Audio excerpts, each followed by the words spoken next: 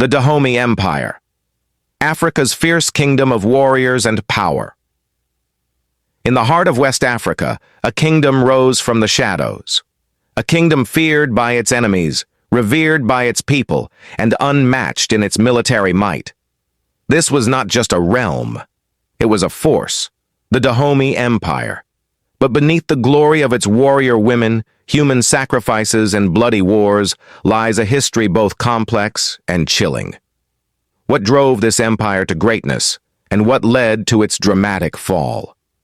Origins of a kingdom.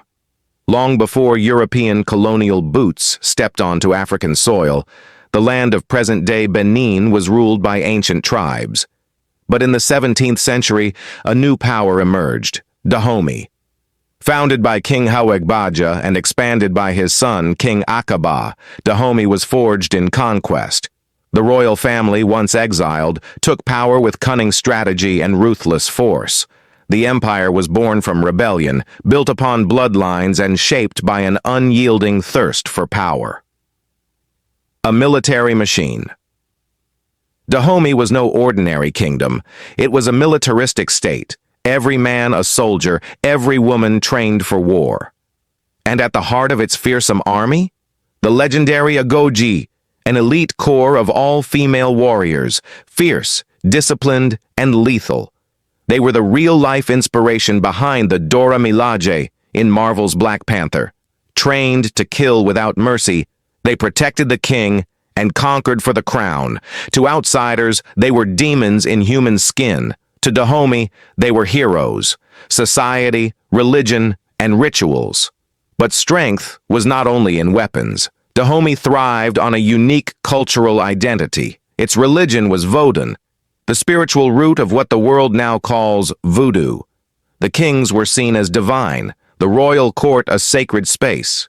And in the heart of the empire stood the annual customs ceremony, a festival of wealth, loyalty, and death.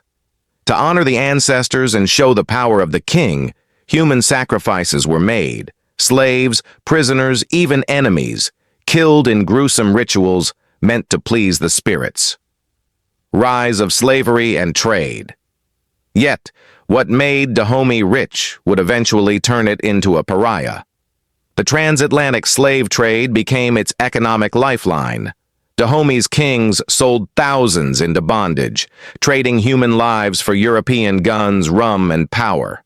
It was a brutal cycle: raids, captures, sales.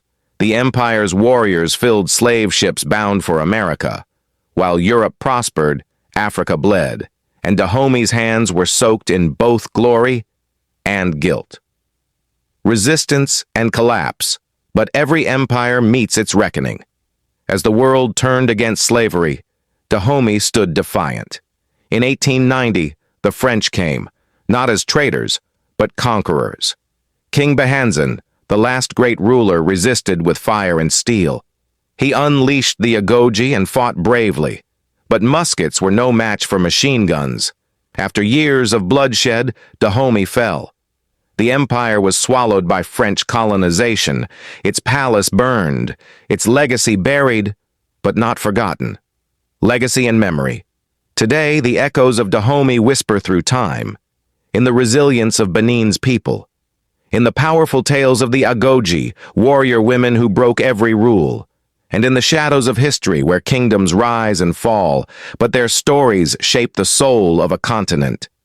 The Dahomey Empire was brutal, brilliant, unforgettable, and though it lies in ruins, its spirit still stands tall. History is not just names and dates, it's power, pain, and pride. If this story moved you, like the video, subscribe, and share this legacy with the world. Let the forgotten kingdoms rise again, through you.